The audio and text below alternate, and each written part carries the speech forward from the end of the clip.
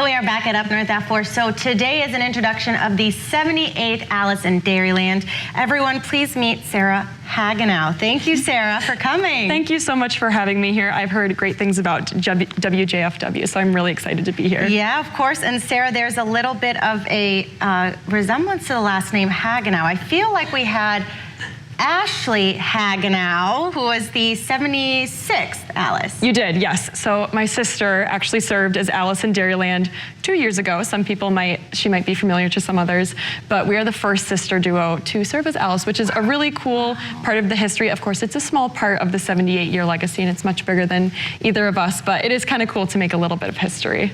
So tell us a little bit about your journey to becoming Alice. Were you always interested in agriculture, and where did you grow up?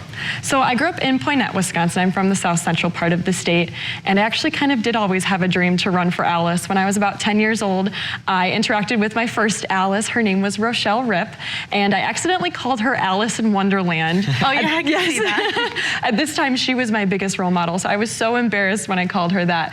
But like any Alice, she welcomed me in and made me feel so special.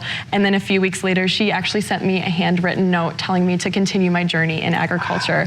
So I think from that point on, I had a little bit of a special connection to the program, and I kind of saw myself in the role. It was one thing that has been a goal of mine for a very long time.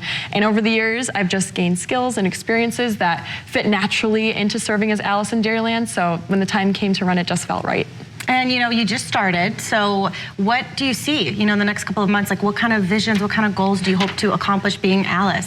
Oh, that's a great question, because this role it's a lot of work, it's very intense, but it's so cool that you get to represent all of Wisconsin agriculture. Of course, we have a $116.3 billion agricultural industry in the state that encompasses so many livestock and crops that are really fun to talk about. I think for myself, the next few months, I'm excited to getting out to events like State Fair, World Dairy Expo. There's Farm Tech Days, a couple more things into the holiday season that we're doing and looking forward to.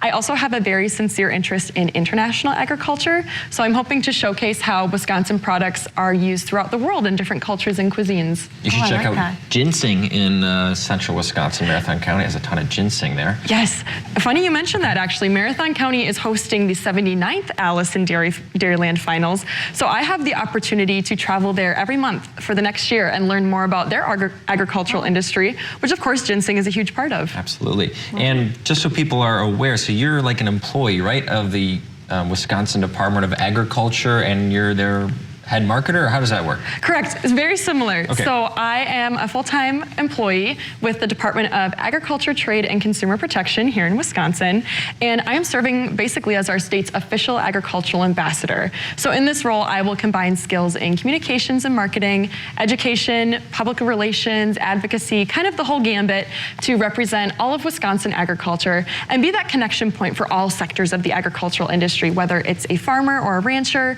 an agribusiness, a processor, another type of producer, or one of the many consumers. We're all consumers, of course. So trying to connect all of those sectors of the agricultural industry is kind of the mission. It's cool. Yeah, that is really cool. And that's an exciting journey for you, of course, to continue in this.